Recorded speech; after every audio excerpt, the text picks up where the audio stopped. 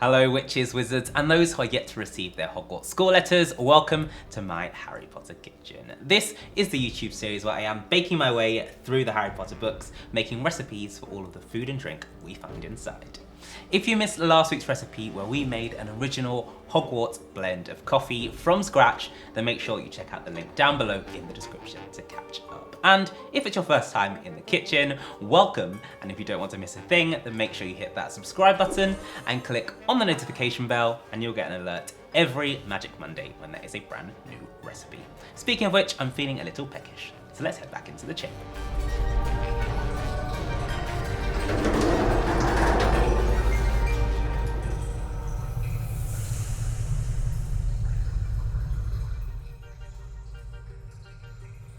Okay, so let's head back into chapter 1, the worst birthday, and see what's up next.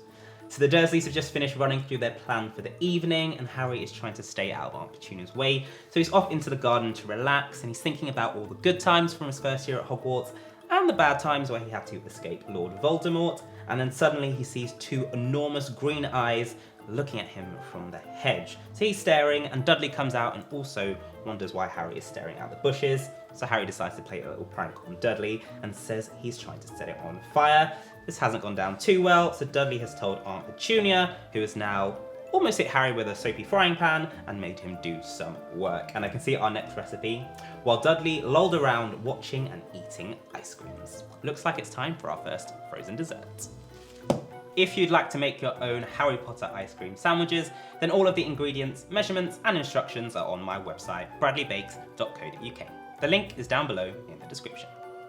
We made quite a few ice cream recipes during the Philosopher's Stone, and actually at one point I think we had 3 frozen desserts in a row, so it got a little bit cold in the kitchen. But as it's a brand new year, I thought we'd try something a little bit different with our Harry Potter ice cream sandwiches. So these are going to be inspired by Butterbeer. We're going to have a caramel ice cream sandwiched together with 2 Butterscotch Cookies, and we're going to decorate them to look like our signature lightning bolts. So to kick things off, we need to make the ice cream, as that's going to take the longest to set, and this is a really easy recipe.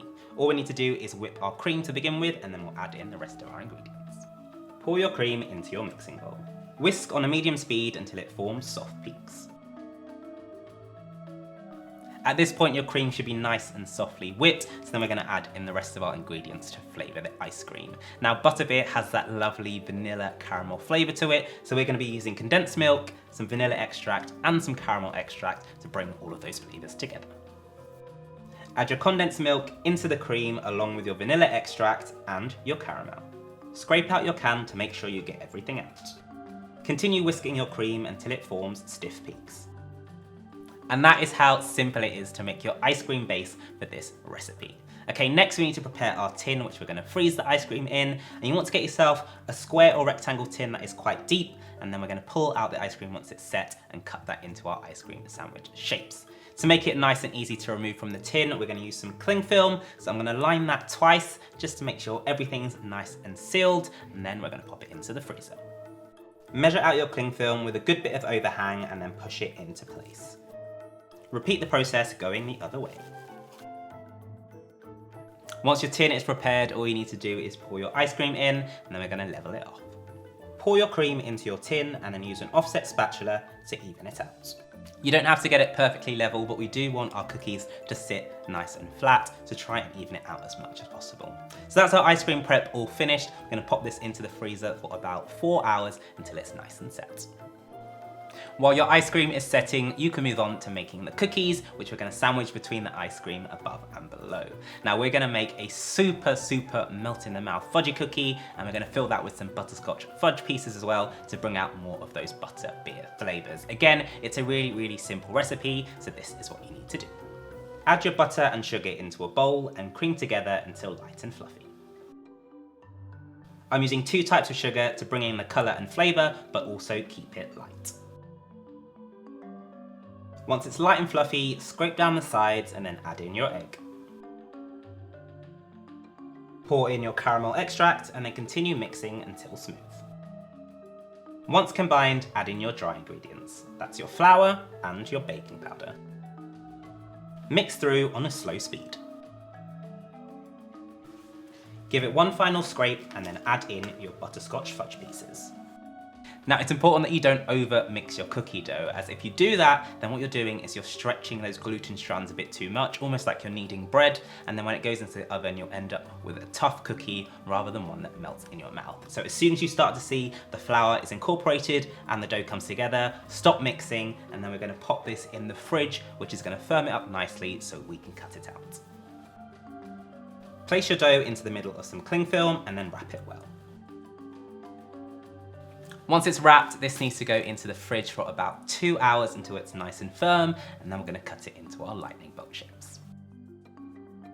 Okay, once the cookie dough has had a nice chance to chill in the fridge, you'll notice that it's a lot firmer, and that means we are ready to roll. So I'm gonna lightly flour our surface and then roll this out so it's about 1/2 centimeter thick. Lightly flour your surface and then place your cookie dough into the middle.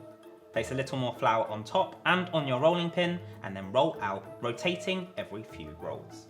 Remember, this will flatten slightly when it's in the oven, so you don't want to go too thin.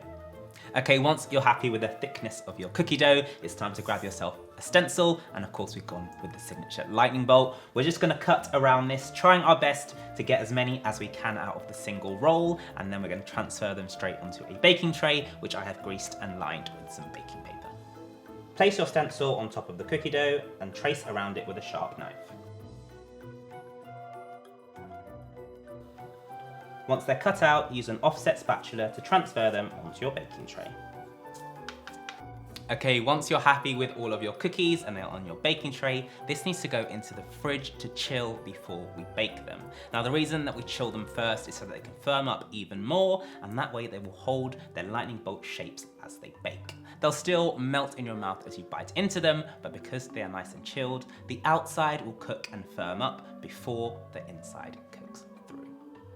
Chill the cookies in the fridge for 1/2 hour, and then you want to bake them at 180 degrees Celsius for 20 minutes until light and golden brown. So once your cookies are all baked and lovely and golden brown, we want to get our ice cream out of the freezer, give that a couple of minutes just so it's easy to cut, then we're going to remove it from the tin, and again using our stencil, we're going to get out our lightning bolt shapes.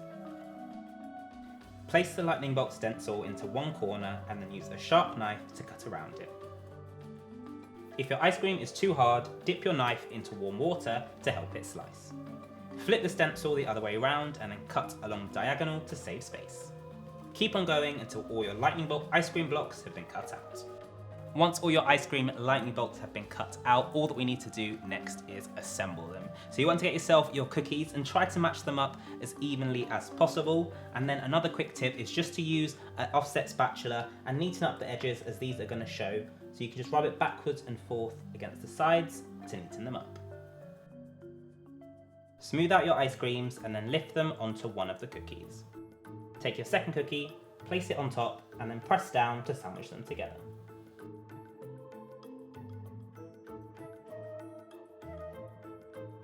Once they're assembled, I'd recommend popping these into the freezer for another 5 to 10 minutes, just to help them firm up and sandwich them together properly. And then your lightning bolt ice cream sandwiches are ready to serve.